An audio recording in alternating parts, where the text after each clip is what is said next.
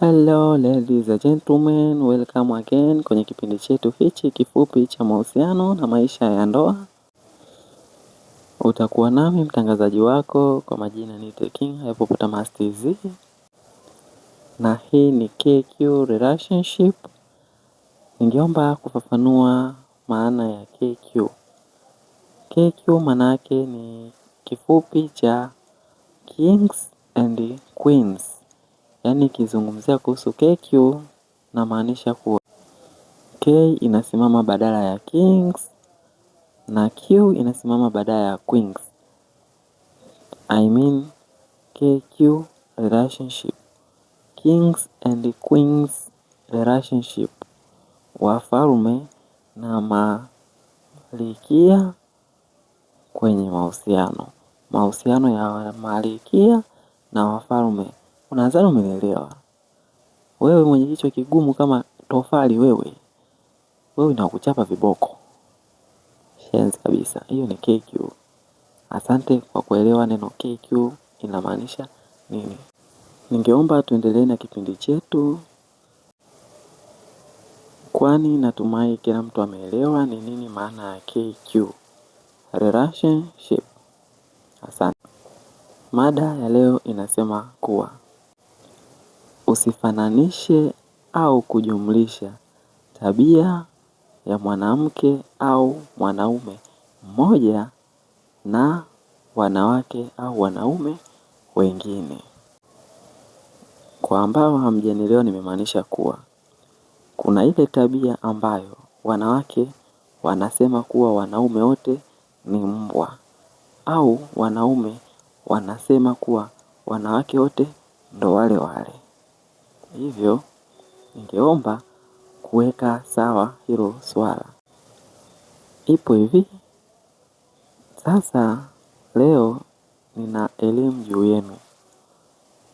Hiyo tabia ya kufananisha mwanamke au mwanaume mmoja na wanaume wengine au wanawake wengine is not fair, kwa sababu tabia ya mtu mmoja sio tabia za watu wengine. Namaanisha hivi, wewe ambaye umepitia kwenye mahusiano, aidha uliingia kwenye mahusiano na mwanamke, au wewe mwanamke uliingia kwenye mahusiano na mwanaume, zeni akakutesa au kukuchiti au kukufanyia kitu chochote kibaya kinachohusiana na mahusiano. Sasa kutokana na changamoto hiyo ambayo ulipitia kwenye mahusiano yako, unafanya kuwajumlisha wanaume au wanawake wengine na yule ambaye alikuumiza au kukutenda, kuwa wanaume wote unawaita mbwa, au we mwanaume unaita wanawake wote ni wale wale, yaani ni washenzi. Hapana bwana, don't do that. Mwanamke au mwanaume ambaye alikutenda au kukuumiza au kukuonyesha tabia zozote ambazo sio nzuri kwenye mahusiano yenu, usimfananishe yeye na wengine. Wanawake wanatofautiana na wanaume wanatofautiana tabia. Huenda unaweza ukaingia kwenye mahusiano 50, yaani wa kwanza, wa pili, wa tatu ni washenzi. Ukaja ukapata wa 51 na akawa ametulia, na mkadumu na mkaishi kwa furaha na kuheshimiana. Hivyo basi, wewe ambaye upo kwenye mahusiano na umepitia changamoto mbalimbali kwenye mahusiano yako, usikate tamaa, kwani tabia za wanawake au wanaume ambao ulipitia, usizifananishe na tabia za watu ambao utakutana nao mbeleni. Hivyo usilipize visasi na usiweke vinyongo kwa wanaume au wanawake ambao hukuwahi kuingia nao kwenye mahusiano, kwani tabia za wanawake na wanaume zinatofautiana. Labda ni washauri tu pia, asilimia kubwa ya wanawake na wanaume huharibika kisaikolojia kupitia misemo ambayo inaishi, au mitazamo ya watu ambayo inaishi kwamba wanaume wote ni mbwa na wanawake wote ni wale wale. Hivyo kwa watu ambao wanaingia kwenye mahusiano au wapo kwenye mahusiano, huishi na hiyo misemo kutoka katika matamshi ya watu wengine ambao hutoa matamshi hayo kwa nia ya kwa mimi naweza nikasema ni nia za kupotosha jamii. Kwani maneno hayo huishi katika mioyo ya watu na huamini kuwa misemo hiyo ni uhalisia tosha katika mahusiano. Kumekuwa na wanawake wengi wanawasaliti wapenzi wao au waume zao kwa kuhisi kuwa waume zao hao wanawachiti. Kwani wanaishi na hiyo misemo ya kuwa wanaume wote mbwa na hakuna mwanaume mwenye mwanamke mmoja, kitu ambacho sio kweli. Mwisho wake mwanamke huyu anajikuta yeye ndo anakuwa msaliti, kwani anakuwa anatafuta kamchepuko kwa kuamini kuwa mpenzi wake anamchiti, na kitu ambacho sio kweli. Ni mtazamo ambayo tayari imeshajengwa na jamii na imeharibu jamii ya watoto wa kike.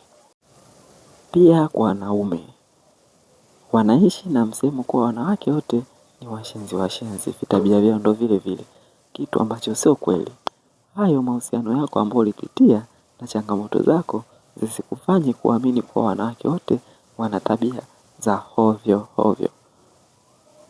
Sasa nikuhakikishie tu kuwa wapo wanawake wazuri, wana tabia njema na hawakuwahi kuingia kwenye mahusiano, na wengine wamewahi kuingia kwenye mahusiano lakini hawakati tamaa na hawalipizi visasi na wamenyooka straight. Yaani inamaanisha kuwa ukimpata ni wa kwako peke yako na ni mwaminifu. Hivyo boys, msikate tamaa kupitia mahusiano kwa kuamini kuwa wanawake wote tabia zao ni zile zile.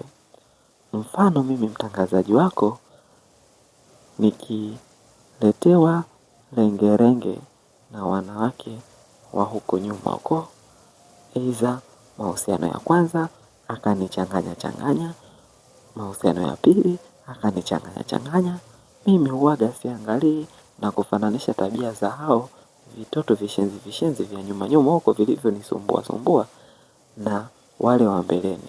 Mimi ninachokiamini mimi, wanawake tabia zao ni tofauti.